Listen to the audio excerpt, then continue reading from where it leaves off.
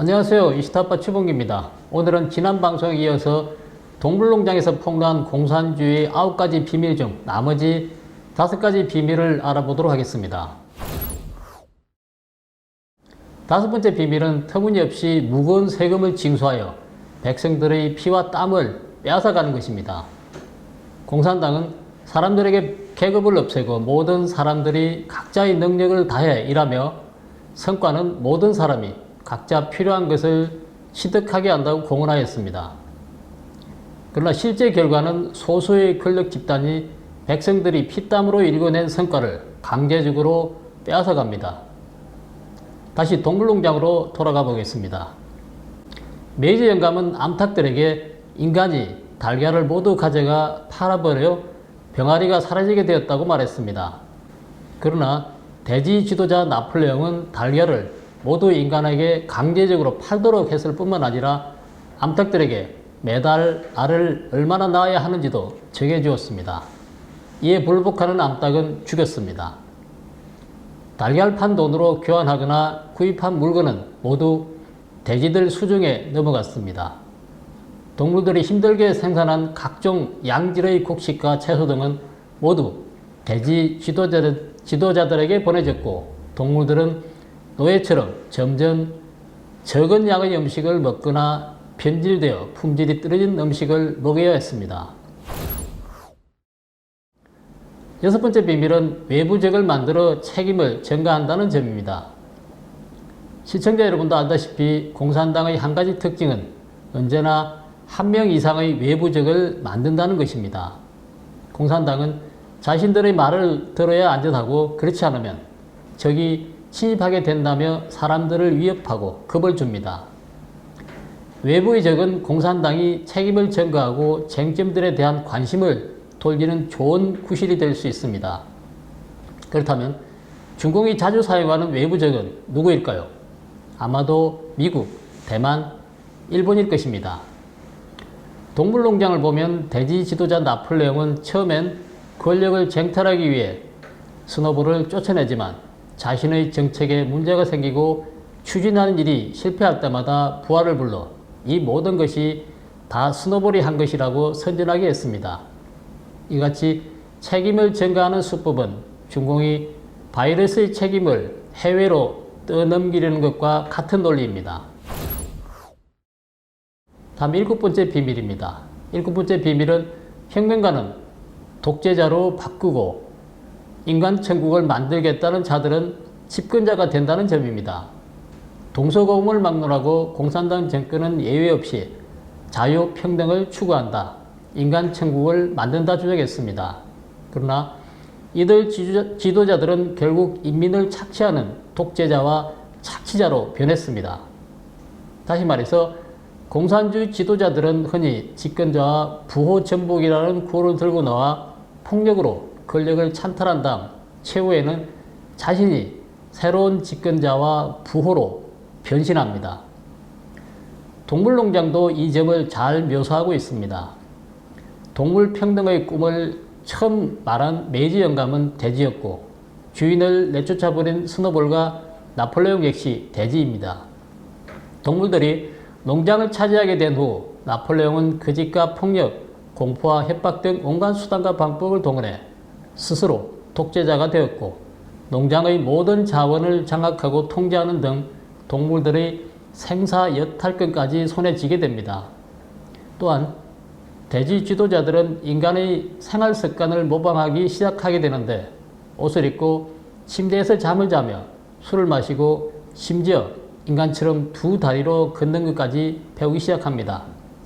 오웰은 모든 공산당 지도자들이 결국 과거 탄압자들과 다를 바 없으며 심지어 과거 탄압자를 모방하고 향락을 즐기며 방종하는 동시에 백성들을 착취한다는 점을 매우 정확하게 표현하였습니다. 따라서 공산당이 약속한 인간 천국은 현실적으로 존재하지 않습니다. 중국, 쿠바, 북한, 베네수엘라를 보시면 알 수 있을 겁니다. 8번째 비밀은 백성들의 사정이나 형편은 나아지지 않고 오히려 점점 더 나빠진다는 점입니다. 전 세계 모든 공산 정권이나 사회주의 정권을 보면 심각한 빈곤, 열악한 인권, 자유가 보장되지 않는 문제가 보편적으로 존재하고 있습니다. 동물농장도 예외가 아닙니다. 동물들이 혁명을 일으킨 후 며칠 동안은 잘 먹고 편안하게 지낼 수 있었지만 얼마 지나지 않아 그들의 삶은 점점 어려워졌습니다. 배급받은 식량은 갈수록 적어지고 품질도 점점 나빠졌습니다. 그러나 대지 지도자들과 이들을 호위하는 개들은 오히려 배불리 잘 먹었고 생산활동에도 참가할 필요가 없었습니다. 결국 농장 안에 있는 모든 동물들은 먹는 것에서부터 작업시간 등에 이르기까지 혁명 이전에 비해 더 나아진 것이 없었습니다. 오히려 대지 지도자들이 계획한 풍차 건설을 서두르기 위해 온 힘을 집중해야 했고 휴가마저 갈 수도 없었습니다. 이처럼 공산주의 정권 하에서는 사람들의 삶이 개선되지 않고 더 나빠질 뿐이라는 것을 보여주고 있는 것입니다. 다음 마지막 9번째 비밀은 공산주의를 추종할 경우 그 결말이 나쁘다는 것입니다. 지난 몇 년간 많은 중공 관리들이 잇따라 체포되어 징역형을 선고받았으며 일부는 자살하거나 살해당했습니다. 그들의 충성을 다한 정권은 외형적으로는 정당이라는 간판을 내걸었지만 정상적인 정권이 아니었습니다. 그들은 백성들을 위해 권력을 사용한 것이 아니라 사람들을 짓밟고 해치며 자신들의 쾌락을 추구하는 데 권력을 사용했기 때문에 끝이 좋지 않았던 것입니다. 예로부터 선악유부, 즉 선에는 선한 보응이 있고 악에는 악한 보응이 있다는 하늘의 이치가 있습니다. 때문에 대부분의 중공관리들은 인생의 마지막이 좋지 않았습니다. 그리고 동물농장에서는 우리가 간과하기 쉬운 점을 명확하게 지적하는 부분이 있습니다. 즉 비록 나쁜 일을 하지 않았다 하더라도 공산당에 충성하기만 하면 최후가 좋지 않았습니다. 위 사례는 동물농장의 복서에게서 찾을 수 있습니다. 복서는 동물농장에서 가장 힘이 센 말입인데 열악한 환경이나 무례한 대우도 잘 참고 견디는 일꾼입니다. 복서는 거친 일을 도맡아 했으며 잠은 조금만 자고 더 많은 일을 하기 위해 자신을 채찍질하였습니다. 그 이유는 대지 지도자가 원하는 풍차를 가능하면 빨리 완성하기 위해서였습니다. 복서는 어떤 좌절이나 압박에 부딪혀도 언제나 나폴레옹이 옳다고 말했습니다. 이는 중공 치하의 사람들이 모 주석 만세를 외치고 시진핑 핵심 키워드를 외치는 것과 비슷합니다. 복서는 결국 가로로 피를 토하고 쓰러져 일을 할 수 없게 되었습니다. 그러나 대지 지도자들은 이처럼 충직하고 큰 공헌을 한 복서를 도살장에 팔아버립니다. 그리고 복서를 판 돈으로 위스키 한 상자를 사서 술을 마시며 즐깁니다. 동물들의 일이지만 괘씸하다는 생각이 들지 않습니까? 아무리 자신들을 위해 헌신적으로 일했다 하더라도 쓸모없을 때는 가차없이 내다버리는 게 그들의 속성입니다. 오히려 이같이 비유적으로 표현한 데는 그만한 이유가 있습니다. 그는 평범한 시민이라 하더라도 공산주의를 믿거나 공산주의에 복종한다면 한평생 공산당의 노예가 되어 정신적, 육체적으로 모두 공산당의 구속과 통제를 받게 된다는 것을 간파했기 때문입니다.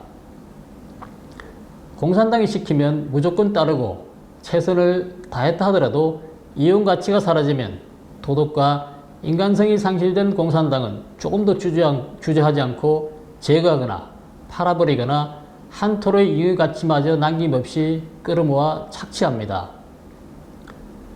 앞에서 말씀드렸다시피 공산당을 추종하거나 믿는 사람에게는 좋은 결과가 없습니다.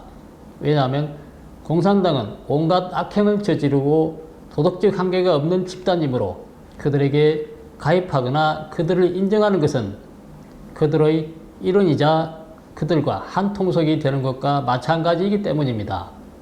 선악유부, 다시 말해서 선악에는 그 보응이 따르기 마련입니다. 공산당은 나쁜 일을 많이 했기 때문에 반드시 그에 상응하는 보험을 받게 될 것입니다. 그래서 그들의 일행이 되면 악보를 감당해야 하며 때론 악보를 분담하게 될 것입니다.